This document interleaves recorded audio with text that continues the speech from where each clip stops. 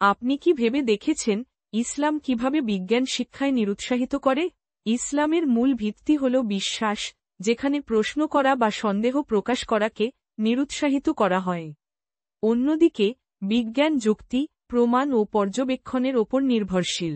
ইসলামী শাস্ত্রে পার্থিব জ্ঞান অর্জনের চেয়ে ধর্মীয় জ্ঞানের ওপর বেশি গুরুত্ব দেওয়া হয়েছে। হাদিসে আছে, যে জ্ঞান দ্বারা আল্লাহর সন্তুষ্টি অন্বেষণ করা হয়, যদি কেউ সেই জ্ঞান পার্থিব স্বার্থ সিদ্ধির জন্য শিক্ষা করে, তবে সে কিয়ামতের দিন জান্নাতের সুবাসও পাবে না।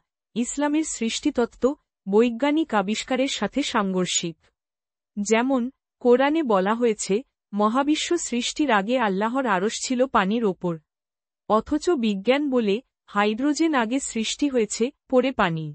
কোরআনে বলা হয়েছে, আসমান জমিন সৃষ্টির দিন থেকেই আল্লাহর কিতাবে লৌহ মাহফুজে মাসগুলোর সংখ্যা হল 12, অথচ সূর্য ও পৃথিবী সৃষ্টির আগে সৌর বছর বা মাসের ধারণা অবৈজ্ঞানিক।